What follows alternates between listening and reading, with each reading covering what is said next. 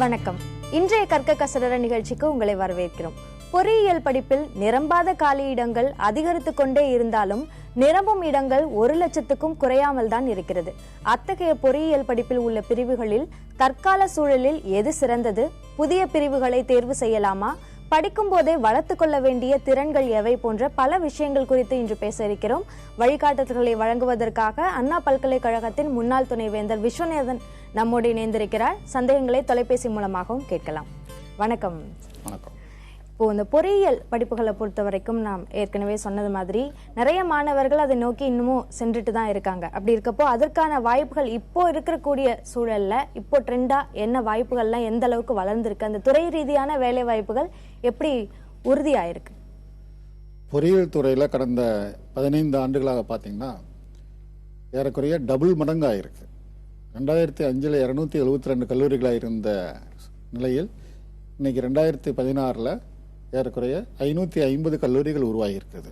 அதனால் தமிழகத்திலிருந்து +2 முடிச்சுட்டு ஒவ்வொரு வருஷமும் ஏறக்குறைய 8 லட்சம் மாணவர்கள் வெளியில் வராங்க. அவர்களுக்கு அனைவருக்கும் உயர்கல்வி படிப்பதற்கான நல்ல வாய்ப்பை நம்ம ஏற்படுத்தியிருக்கிறோம். ஏறக்குறைய 3 லட்சம் மாணவர்கள் பொறியியல் கல்லூரிகள் தமிழகத்தில் படிக்கக்கூடிய வாய்ப்புகள் தனியார் பல்கலைக்கழகங்களையும் சேர்த்து 3 லட்சம் மாணவர்களுக்கான இடங்கள் உருவாக்கப்பட்டிருக்கிறது. அண்ணா பல்கலைக்கழகங்களை சார்ந்த கல்லூரிகள் மட்டும் ஏற்கனவே 2.5 லட்சம் சீட்டுகள் இருக்கின்றன.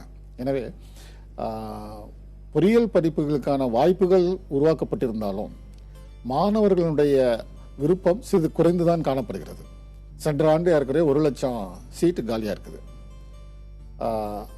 இப்போ வேலை வாய்ப்புக்கும் அதுக்கும் ஒரு லிங்க் இருக்குது. வேலை கிடைக்கிறதா அப்படிங்கிற சூழ்நிலையில தான் இப்போ பொறியியல் பள்ளிகளுக்கு மாணவர்கள் அதிகம் வருவதில்லைன்னு சொல்றாங்க. ஆனால் உண்மை என்னன்னா வேலை வாய்ப்புகள் நன்றாகவே இருக்கிறது. ஆனால் என்ன குறைன்னு பார்த்தீங்கன்னா எம்ப்ளாயபிலிட்டி, வேலை பணியை எடுத்துக்கொள்ளக்கூடிய திறன் மாணவர்களிடம் இல்லை. எனவே அவர்களுக்கு வேலை வாய்ப்பு கிடைக்கலன்னு தான் உண்மையை சொல்லணும். எனவே இப்போது இருக்கிற சூழ்நிலையில் எந்தெந்த பிரான்ச் எடுத்தால் என்ன வேலை கிடைக்கும், எது நல்ல வேலை கிடைக்கும்னு சொல்கிறத விட எல்லா பிரான்ச்சுகளுக்குமே வேலை வாய்ப்புகள் இருக்குன்னு தான் என்னால் சொல்ல முடியும். ஐடி ஃபீல்டு எடுத்துக்கிட்டிங்கனாலும் இன்றைக்கி லட்சக்கணக்கான வேலை வாய்ப்புகள் உருவாக்கியிருக்கிறாங்க ஆல் இண்டியா லெவலில். அதில் இன்னும் குறிப்பாக தமிழகத்தில் உருவாக்கி இருக்கிற வேலை வாய்ப்புகளை தமிழக மாணவர்கள் சேருவதற்கு பதிலாக வட இந்திய மாணவர்கள் தமிழ்நாட்டில் அதிகமாக வேலை வாய்ப்பை எடுத்துகிட்டு இருக்கிறாங்க. இந்த நிலைமை நம்ம மாற்றணும். நம்ம மாணவர்களுக்கே தமிழ்நாட்டில் வேலை வாய்ப்பை இழந்துகிட்டு இருக்கிறாங்க. அதுக்கு இவங்க ஸ்கில் டெவலப்மெண்ட்டை டெவலப் பண்ணணும். அதே core engineering branches civil, mechanical, electrical, electronics, chemical, textile, leather இந்த பிரான்ச்சுக்கு எல்லாமே வேலை வாய்ப்புகள் இருக்குதான் செய்யுது. ஆனால் மாணவர்கள் தங்களுடைய திறமையை வளர்த்து கொள்ளாத காரணத்தினால் அந்த பிரான்ச்சில் வேலை கிடைக்குமா, இந்த பிரான்ச்சில் வேலை கிடைக்குமான்னு சொல்லிட்டு தேடிட்டு இருக்காங்க. எல்லா மாணவர்களும் தன்னுடைய படிப்பில் கவனம் செலுத்தி அதுவும் +2 படிக்கிற அளவுக்கு கல்லூரியிலையும் நம்மளுடைய திறமையை அவங்க வளர்த்துக்கிட்டாங்கன்னா வேலை வாய்ப்பு சிறப்பாக இருக்குதுன்னு நான் சொல்ல முடியும். இப்போ திறனை வளர்த்துக்க வேண்டியது ரொம்ப ரொம்ப முக்கியம் அப்படின்னு சொல்லியிருக்கீங்க. அதுல மாணவர்களோட பங்கு மாதிரியே கல்லூரிகளோட பங்கும் இருக்கு. அப்படி இருக்கும்போது 2 பேரும் எப்படி ஒன்றிணைந்து செயல்படணும், என்னென்ன திறன்களை மாணவர்கள் வளர்த்து கொள்ள வேண்டியது அவசியமா இருக்கு? நல்ல கேள்வி. ஏன்னா கல்லூரிகளால் மட்டுமே இந்த திறனை மாணவர்களுக்கு வளர்க்க முடியும். ஒரு ஸ்டூடெண்ட் இண்டிபெண்டா இந்த திறனை வளர்த்துக்க முடியாது. ஆனால் சாஃப்ட் ஸ்கில் வச்சுக்கோங்க, communication skill, presentation skill, leadership skill, logical reasoning, இது போன்ற ஒரு பயிற்சியை கல்லூரிகள் தான் கொடுக்கணும். இதுக்கு பல்கலைக்கழகம் முன் எல்லா கல்லூரிகளிலும் இந்த பயிற்சியான வகுப்புகளை நடத்த வேண்டும் என்று கட்டாயப்படுத்த வேண்டும் என்று நான் நினைக்கிறேன். நான் துணைவேந்தராக இருந்த பொழுது கம்யூனிகேஷன் ஸ்கில்லுக்காக 3rd இயர் படிக்கும் பொழுது கம்யூனிகேஷன் ஸ்கில் லேப் கூட நாங்கள் உருவாக்கியிருக்கிறோம். So that students will speak fluently in English, communicate English, presentation etcetera, group discussion இதெல்லாம் நாங்கள் ட்ரைனிங் கொடுத்துருக்கோம். அதுபோல் கல்லூரிகளுடைய பங்கு தான் இதில் முழுமையாக இருக்குதுன்னு சொல்லலாம். இப்போ பொறியியல்ல நிறைய பிரிவுகள் இருக்கு. இப்ப எல்லா பிரிவுகளுக்குமே வேலை வாய்ப்புகள் இருக்கு அப்படின்னு சொல்றீங்க. ஆனா இதையும் மீறி மாணவர்கள் பொதுவா கடந்த 5 ஆண்டுகள் எடுத்து பார்க்கும்பொழுது இசிஇ பிரிவையும் மெக்கானிக்கல் பிரிவையும் இதை தான் மாணவர்கள் நிறைய பேர் போய் தேர்ந்தெடுக்கிறாங்க. இது நிறைய பேர் அதுல போறாங்களே அப்படின்னு நினைச்சு மாணவர்கள் போறாங்களா அப்படின்றதும் தெரியல. இப்படியான பிரிவுகள்ல தேர்ந்தெடுக்கிற மாணவர்கள் அந்த கோர் துறையிலேயே வேலை வாய்ப்பை நாடுறது நல்லதா இருக்குமா, அல்லது ஐடி துறையிலயும் ஒரு வாய்ப்பு இருக்கு அப்படின்றதுனால அவங்க தேர்ந்தெடுக்கிறது நல்ல ஒரு தேர்வா இருக்கு? அது ஒரு சரியான கேள்வி. ஏன்னா கோர் இன்ஜினியரிங் படிச்சுட்டு ஐடி துறையில வேலைக்கு போறது சரியான முடிவுன்னு நான் சொல்ல முடியாது. ஏன்னா அவங்க specialisation mechanical engineering, electrical engineering இது போன்ற துறையில படிச்சவங்க அந்த துறையில வேலைக்கு போறதுதான் நல்லது. அவங்க ஐடி கம்பெனிக்கு போனா ஆயிரக்கணக்கான மாணவர்கள் இவங்களும் ஒருத்தர் வாழ்க்கையில் முன்னுக்கு வர முடியாது. ஐடி படித்தவங்க, கம்ப்யூட்டர் சயின்ஸ் படித்தவங்க மட்டும் அந்த துறைக்கு போகிறது அவங்களால வாழ்க்கையில் முன்னுக்கு வர முடியும். எனவே ஜென்ரல் இன்ஜினியரிங் படித்தவங்க ஐடிக்கு போவதை நான் ரெக்கமெண்ட் பண்ண மாட்டேன். இப்போ இந்த மூல பொறியியல் படிப்புகள் அப்படின்னு சொல்ற படிப்புகள் இருக்கு இல்லையா, அந்த கோர் கோர்சஸ் அப்படின்னு சொல்லுவாங்க. அந்த படிப்புகள்ல சிவில் இன்ஜினியரிங் ஒரு முக்கியமான ஒரு விஷயம். ஆனா சிவில் இன்ஜினியரிங்ல மாணவர்களோட ஆர்வம் கொஞ்சம் குறைவா தான் இருக்கு மற்ற இசிஇ, மெக்கானிக்கல் இதோட ஒப்பிடும்போது. அப்படி இருக்கும்போது சிவில் இன்ஜினியரிங்கான வாய்ப்புகள் இப்போ எப்படி இருக்கு? ரொம்ப நல்லா இருக்கு. இப்போ மத்திய அரசாங்கம் ஸ்மார்ட் சிட்டிஸுங்கிற ப்ராஜெக்டை ஆரம்பிச்சிருக்காங்க. ஸ்மார்ட் சிட்டி 100 சிட்டிஸ் உருவாக்கக்கூடிய திட்டங்களை செயல்படுத்திட்டு இருக்கிறாங்க. அதனால நிறைய சிவில் இன்ஜினியரிங்களுக்கு நாடு முழுவதும் இன்ஜினியர்ஸ் தேவைப்படுறாங்க. நதிகள் இணைப்பு திட்டத்தை இனிஷியேட் பண்ணியிருக்காங்க.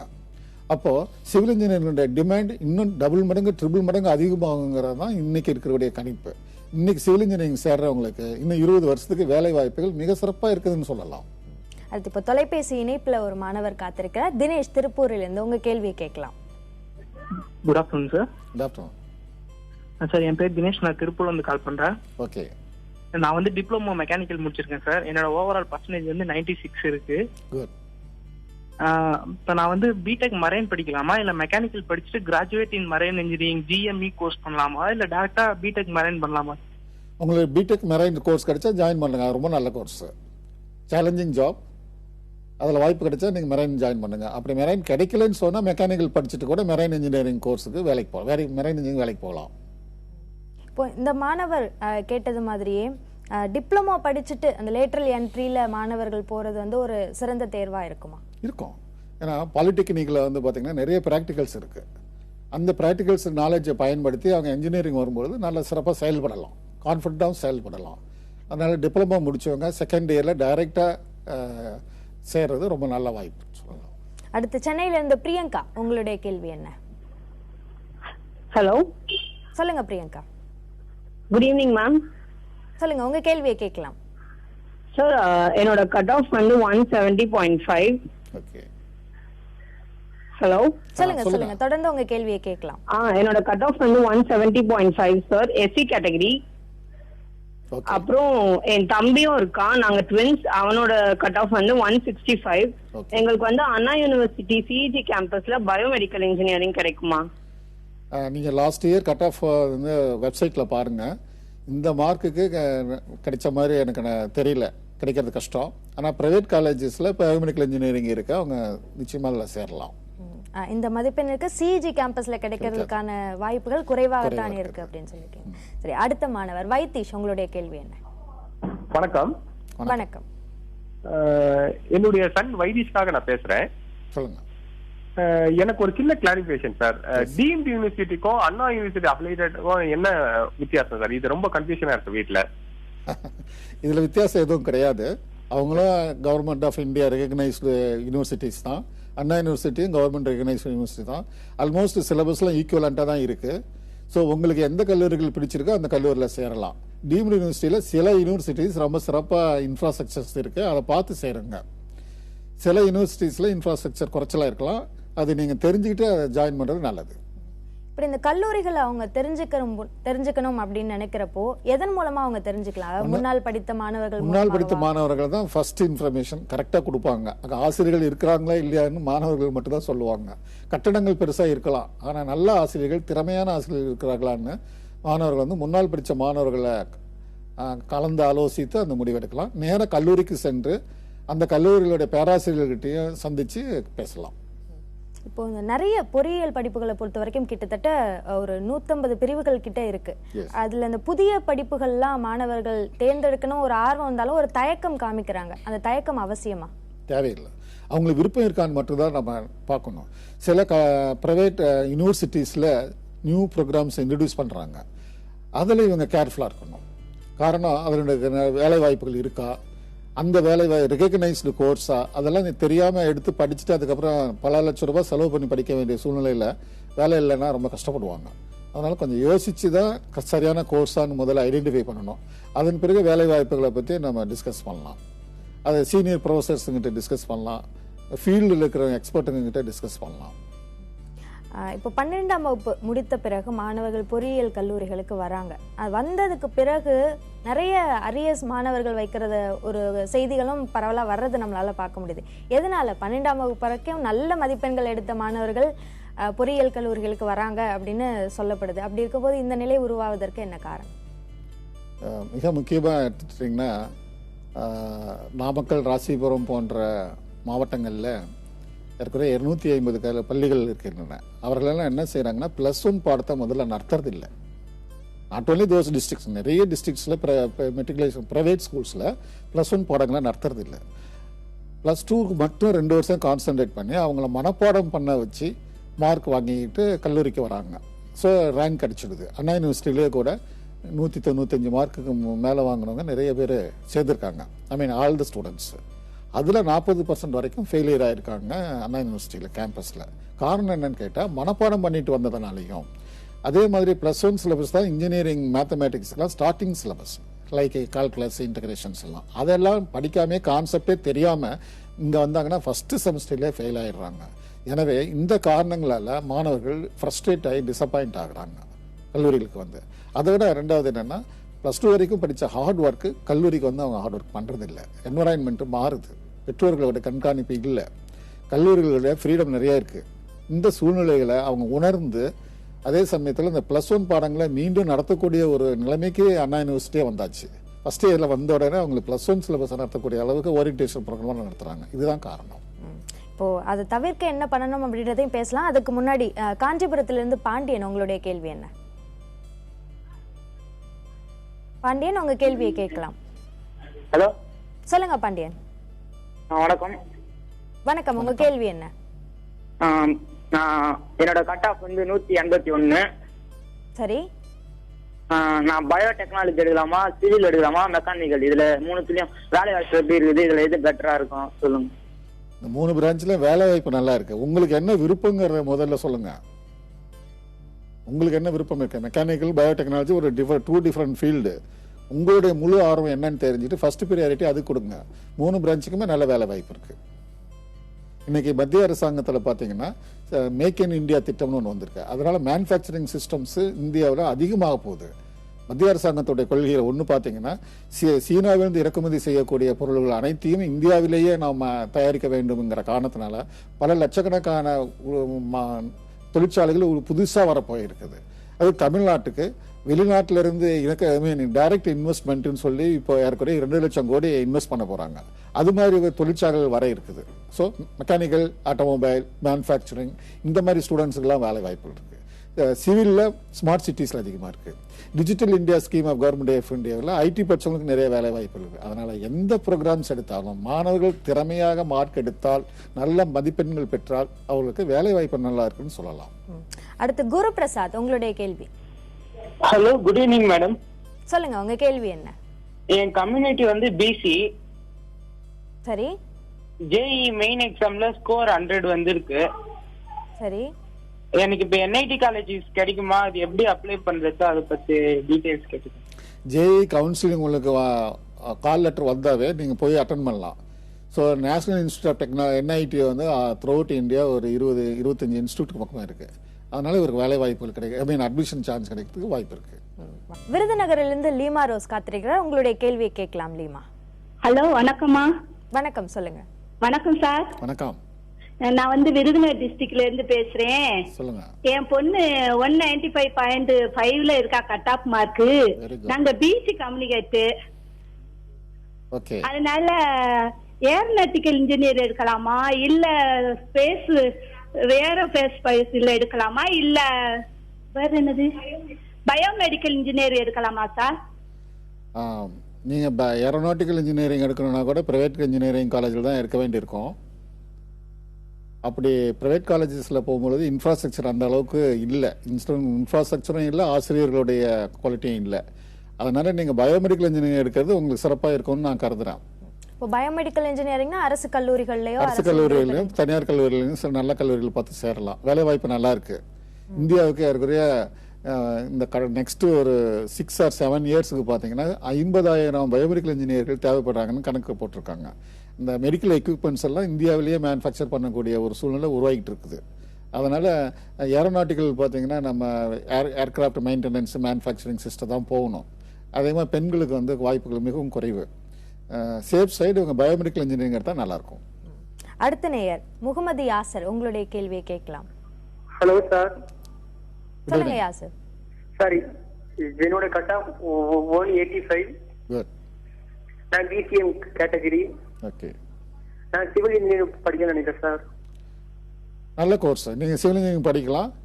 அதற்கு வேலை வாய்ப்புகள் மிக நல்லா இருக்குது, எதிர்காலத்தில் நல்லா இருக்கும். நீங்கள் இன்னும் எம்இ கூட படிக்கிறதுக்கான மைண்ட் செட்டில் வச்சுக்கோங்க. ME structural engineering, construction management, irrigation management போன்ற டாபிக்ஸ்லாம் எம்இயில் படிச்சிங்கன்னா வேலை வாய்ப்பும் எதிர்காலம் நல்லா இருக்கும் உங்களுக்கு.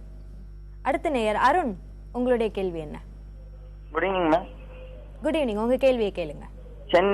என்னோட கட் ஆஃப் வந்து 197.25. Community BC, aeronautical engineering, MIT குரோம்பேட்ல கிடைக்குமா? அது ஸ்கோப் இருக்கா இல்லையான்னு தெரியணும். ஏரோநாட்டிக்கல் இன்ஜினியரிங்க்கு ஸ்கோப் இருக்கு. அதே சமயத்தில் எம்ஐடியில் படிக்கிற மாணவர்களுக்கு நல்ல வேலை வாய்ப்புகள் இருக்கு. அங்கே படிக்கிறவங்க எல்லாத்துக்குமே வேலை வாய்ப்பு கிடைச்சிருக்கு. ஆனால் பிசின்னு சொல்றீங்க, நீங்கள் லாஸ்ட் இயர் அந்த வெப்சைட்டில் போய் கட் ஆஃப் பாருங்க. இப்போ 197 ஆர் 196.5 வரைக்கும் ஏரோநாட்டிக்கல் இன்ஜினியரிங் லாஸ்ட் இயர் கிடைச்சிருந்தா இந்த வருஷம் கிடைக்கிறதுக்கு வாய்ப்பு இருக்கு. இந்த மாணவர் கேட்ட மாதிரி ஹையர் ஸ்டடீஸ் படிக்கணும் அப்படின்றது பிஇ பொறுத்த வரைக்கும் ஒரு முக்கியத்துவம் வாய்ந்ததா இருக்கா? கண்டிப்பாக படிக்கணும். அதாவது இன்னைக்கு சர்வதேச நாடுகள்ல இருந்து 15,000 கம்பெனிகளுக்கு மேலே இந்தியாவுக்கு வந்திருக்கிறாங்க. அவ்வளோ பெரிய கம்பெனிகளும் இந்தியாவுடைய இளைஞர்களை மாணவர்களை எதிர்பார்த்து வந்திருக்கிறாங்க. அந்த மாணவர்கள் தரமான மாணவர்களை உருவாகும் பொழுது அந்த வேலை வாய்ப்புகளும் மேனுஃபேக்சரிங் சிஸ்டமும் சக்ஸஸ்ஃபுல் ஆகும். எனவே அவங்க எதிர்பார்க்கறது நாலேஜ். இந்த நாலேஜ் ஃபேக்டர் பிஇ மட்டும் போதாது. எம்இ படிக்கலாம், எம்பிஏ படிக்கலாம். 50% ஆஃப் த பிஸ்னஸ் என்டர்பிரைசஸ் இன்னைக்கு எம்பிஏ படித்தவங்களே எம்ப்ளாய்மெண்ட் பண்ணுறாங்க. அதனால் மாணவர்கள் வந்து பிஇ முடித்த பிறகு எம்பிஏ படிக்கலாம், அல்லது மாஸ்டர்ஸ் டிகிரி ஐஐடிஸ், அண்ணா யூனிவர்சிட்டி போன்ற இதில் படித்தாங்கன்னா வேலை வாய்ப்பு நல்லா இருக்கும். நீங்க சொன்னது மாதிரி வேலை வாய்ப்புகள் நிறுவனங்களை போய் நாடுறது இல்லாம ஆண்டர்பிரினர்ஷிப், அதாவது தொழில் முனைவு, இதற்கான வாய்ப்புகள் பொறியியல் துறையில எந்த அளவுக்கு இருக்கு? மிக சிறப்பாக இருக்குது இந்தியாவில். இப்போ பெண்களுக்கு 1 கோடி ரூபாய் வரைக்கும் கொலாட்ரல் செக்யூரிட்டி இல்லாமையே மத்திய அரசாங்கத்தில் லோன் கொடுக்கணும்னு சொல்லியிருக்காங்க உமன் என்டர்பிரினர்ஸுக்கு. அதே மாதிரி மாணவர்களுக்கு ஆண்களுக்கும் கொடுக்குறாங்க. அப்படி இருக்கும் பொழுது மாணவர்களுக்கு என்ன ஒரு தன்னம்பிக்கை இல்லை. தன்னால் ஒரு தொழிற்சாலையை ஆரம்பித்து அதில் வெற்றியடைய முடியுங்கிற நம்பிக்கையை ஏற்படுத்தணும். கல்லூரிகளில் தான் அது செய்யணும். உதாரணத்துக்கு திரு அம்பானி அவர்கள் 10,000 ரூபாய் ஒரு பிசினஸ் ஆரம்பிச்சாங்க. இன்னைக்கு எத்தனை 1000 கோடி அவங்க டீல் பண்றாங்க. அதை போல இன்றைய இளைஞர்கள் தன்னால் ஒரு தொழில் துவங்க முடியுங்கிற நம்பிக்கையை ஏற்படுத்தக்கூடியது கல்லூரிகளுடைய கடமை.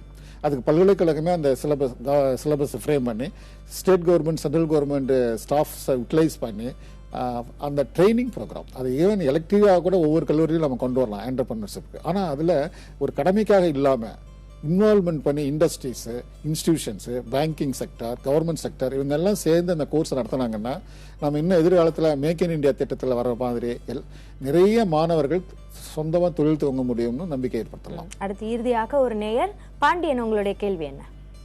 சார், எங்க பையன் +2 இப்ப படிக்கிறாங்க மேடம். சரி.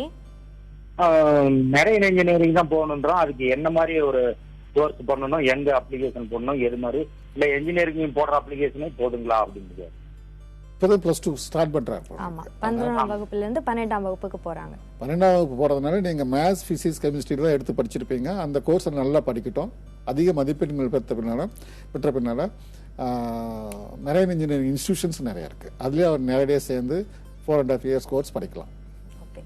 மாணவர்களோட நிறைய சந்தேகங்களுக்கு பதில் அளிச்சிருக்கீங்க. நிச்சயமா அவங்களுக்கு பயனுள்ளதாக அமைந்திருக்கும் நம்புகிறோம். நன்றி. வணக்கம். கற்க கசடர நிகழ்ச்சியில் கேட்க நினைக்கும் சந்தேகங்களை தொலைபேசியில் மட்டுமின்றி நிகழ்ச்சி நேரத்திற்கு முன்பாகவே 9030740000 என்ற எண்ணிற்கு வாட்ஸ்அப் மூலமாகவும் kalvi@newgenmedia.in என்ற மின்னஞ்சல் முகவரியிலும் கற்க கசடர என்ற முகநூல் பக்கத்திலும் கேட்கலாம். அதற்கான விளக்கங்களும் நிகழ்ச்சியில் பெற்றுத்தரப்படும். இந்நிகழ்ச்சியின் மறு ஒளிபரப்பு அடுத்த நாள் காலை 5:30 மணிக்கு. கற்க கசடர நிகழ்ச்சியின் தொகுப்புகளை www.pudiyatalamurai.com என்ற வலைதளத்தில் காணலாம். கால்நடை மருத்துவ படிப்புகளுக்குள்ள வாய்ப்புகள் என்ன, அதற்கான மாணவர் சேர்க்கை நடைமுறை குறித்த விளக்கங்களை அடுத்த நிகழ்ச்சியில் பெறலாம். அண்மை செய்திகளுக்கு தொடர்ந்து இணைந்திருங்கள் புதிய தலைமுறையோடு.